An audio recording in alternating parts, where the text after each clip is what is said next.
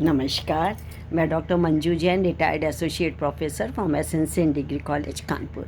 मैं पिछले कई महीनों से प्रेरणादायक कहानी नामक शीर्षक के अंतर्गत कुछ प्रेरणादायक कहानी के वीडियोस आप तक पहुंचाती हूं, शेयर करती हूं। तो सखियों करने का मकसद मैंने कई बार बताया हुआ है आप सबको, और आप सब भी जानते होंगे। लेकिन कहानी सुनने में जो आनंद आता है और जो हमारे बिल्कुल अंदर तक बिल्कुल अपनी पहुंच बना लेती है, अपनी पैठ बना लेती है, वो आजीवन पर्यंत हम भूल नहीं पाते। और फिर प्रेरणादायक हो, कुछ हमें शिक्षा देती हूँ, सीख देती हूँ, तो वो कहानी हमें अमृत की तरह लगती है, औषधि हमारी बन जाती है। फिर हम चाहे कुछ कितने भी विपरीत दिशाओं में जाएं, विपरीत दिशाएं हमारे साथ आएँ, लेकिन हम उससे डगमगाते नहीं हैं। तो क्यों ना हम कुछ छोटी छोटी कहानियों से सीख लेकर के अपने जीवन को संवारें, सजाएं। तो चलिए, इसी कड़ी में मैंने एक कहानी आपके लिए सोच के रखी हुई है, जिसका शीर्षक है गौरैया और हाथी। तो एक जंगल में बहुत बड़ा वन था। उसमें एक जोड़ा घोंसला बना करके, गौरैया और उसके पति दोनों जने एक घोंसला बना करके आनंद से रहते थे, और दोनों अपना शाम को वापस घर लौटते थे और मज़े से अपना खाना पीना खा के उसी में आराम करते थे, और दिन होते ही वो खाने की तलाश में निकल जाते थे। फिर समय आया जब, तो उनके अंडे हुए, 2-3 प्यारे प्यारे अंडे हुए। अब वो दोनों बहुत बहुत ज़्यादा खुश थे और इंतज़ार कर रहे थे कि कब अंडों से जो कि है चिड़िया बाहर निकले और मैं इन्हें उड़ना सिखा दूँ। और अब जो कि चिड़िया नहीं जाती थी, फीमेल चिड़िया नहीं जाती थी, मेल जो चिड़ा था वो खाने की तलाश में जाता था। इस तरीके से रोज़ रोज़ इसी तरह होता रहा।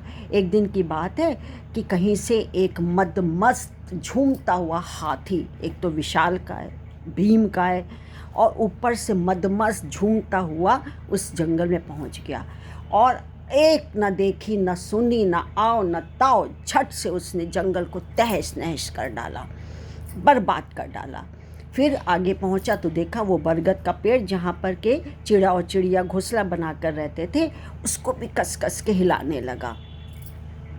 तो चिड़िया बाहर चोंच निकाल के बोली कि महाराज, हम लोग को बख्श दीजिए, मेरे छोटे छोटे बच्चे हैं, अभी तो अंडे से निकले भी नहीं हैं, ये बर्बाद हो जाएंगे। नहीं सुना तो नहीं सुना, और हिलाता रहा कस कस के। और इसी हिलाने में क्या हुआ कि पेड़ तो नहीं टूटा, लेकिन बरगद की जो पत्तियां थीं और भी छोटे मोटे फूल फाल जो लगते थे वो, और उसके साथ साथ अंडे भी, 3 अंडे थे, तीनों अंडे ज़मीन पे गिर गए, धरती पर गिर गए, और टूट करके वो बच्चे वहीं के वहीं ख़त्म हो गए। बहुत चिड़िया रोने लगी, विलाप करने लगी, हाहाकार मचाने लगी। तो शाम को जब चिड़ा आया तो उसने पूछा क्या बात हो गई, तो उसने अपनी आप बीती सुना दी।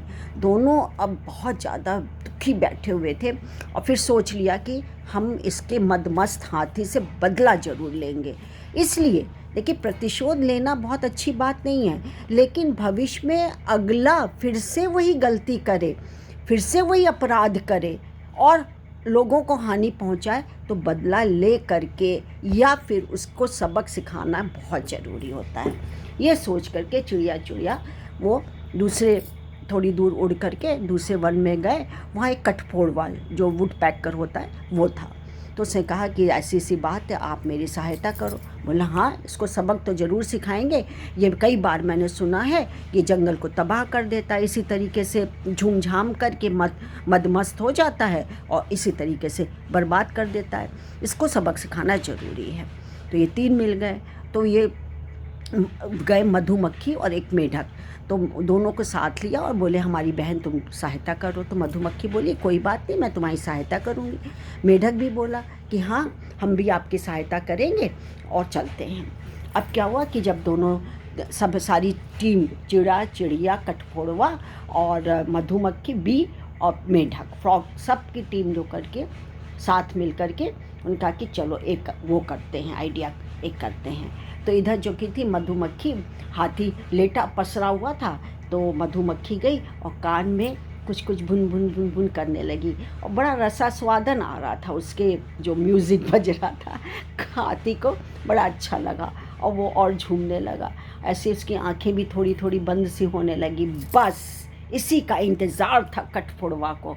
कठफोड़वा ने ना इधर देखा ना उधर, दोनों आँखों पे अटैक कर दिया और दोनों आँख फूट गई। अब वो कराहने लगा कस के, हाथी क्या करे, सिर हिलाए, ये करे। इतने में टर टर की आवाज़ आई। वो मेढक थी, मेढक ना टर टर करता है, मेढक की आवाज़ आई। हाथी ने सोचा जरूर पास में तालाब है, वहीं मेढक ये टर टर कर रहा है। बस उसी की आवाज़ सुनते सुनते सुनते वो चला गया। नहीं भैया, मेढक तो दलदल के पास था, कोई तालाब उलाब के पास नहीं था, उसे तो बदला ना लेना था। वो उसने सोचा तालाब है, यहीं मेढक की आवाज़ आ रही है, यहीं से आवाज़ आ रही है। और वो सोचा कि आँख इसमें मैं कूद जाऊंगा, ठंडा ठंडा पानी मिलेगा, आँखें कम से कम ठीक तो हो जाएंगी। दर्द हो रहा है, धड़ से छटपटा रहा था, वो करहा रहा था। और वो गया तो दलदल में फंस गया। एक तो भारी शरीर, ऊपर से जो कि दलदल है ना, कोढ़ में जैसे खाज होता वो काम, मतलब करेला और नीम चढ़ा कि दोनों ही उसके बिल्कुल वो थे, दुश्मन हो गए। और वो दलदल में फंस गया। फिर उसने कितने हाथ पैर मारे लेकिन निकल नहीं पाया और धंसता चला गया, धंसता चला गया, अंत में मृत्यु के आगोश में आ गया। तो बहनों, मित्रों, इस कहानी से हमें देखिए, मैंने जैसे शुरू में कहा कि किसी से प्रतिशोध मत लीजिए, लेकिन ये तो सोचिए कि उसने आपकी तो हानि की है, और न जाने अपनी धुन में कोई भी, चाहे मानव हो, चाहे जीव हो, जंतु हो, जानवर हो, कोई भी हो, लेकिन यदि भविष्य में समाज के लिए, परिवार के लिए, लोगों के लिए वो खतरा बना हुआ है और लोगों की जान चली जाएगी या अपराध पे अपराध बढ़ते चले जाएंगे, मानव द्वारा भी तो होता है, क्यों जेल व्यवस्था है, क्यों कारावास है? इसीलिए ना कि उसको समाज से अलग कर दिया गया, अलग रख दिया गया, जिससे कि वो दोबारा अपराध करके दूसरों को हानि और नुकसान ना पहुंचाए। और दूसरा, अलग समाज से कर देने पर और लोग भी तो देखें कि इसने जो की है, अपराध किया, तो इसकी सज़ा जेल है या मृत्युदंड है या आजीवन कारावास है, तो लोगों को भी सबक मिलता है इस चीज़ से। तो मित्रों, इस कहानी से हमें यही सीख मिलती है कि देखिए, एकजुटता में बहुत ताकत होती है। एकजुट होकर के हम बड़ी से बड़ी जंग को, लड़ाई को जीत सकते हैं। एकजुट होकर के कमज़ोर से कमज़ोर व्यक्ति भी बड़े से बड़े कारनामा कर सकता है। तो कभी भी अपने परिवार का, अपने मित्रों का साथ मत छोड़िए, भरोसा रखिए, एकजुट होकर के काम करिए। परिवार क्या है? एक इमोशनल बाइंडिंग्स हैं, कुछ कमिटमेंट्स हैं, हमारे सेंटिमेंट्स हैं, और एक दूसरे पे एकदम अनकंडीशनल लव होता है। कोई भी उसमें ये नहीं होता है, फॉर्मेलिटी नहीं होती, इनफॉर्मल लव होता है। एक दूसरे से बाइंडिंग होती कि हम तुम्हारे लिए कर रहे, तुम हमारे लिए कर रहे हो, कोई शर्त नहीं होती है। तो इसी तरीके से एकजुट होकर के, आप बदले की नहीं बात है, आप कोई और भी काम कर सकते हैं एकजुट होकर के, और आप समाज में, अपने परिवार में खुश रह सकते हैं। यही मेरा संदेश पहुंचाना था। तो मित्रों, सखियों, अच्छी लगी हो कहानी तो लाइक और शेयर ज़रूर करिएगा, और तब तक के लिए मैं आपसे आज्ञा मांगती हूँ। कल फिर एक कहानी के साथ उपस्थित होंगी। नमस्कार। Thank you. हैप्पी करवा चौथ।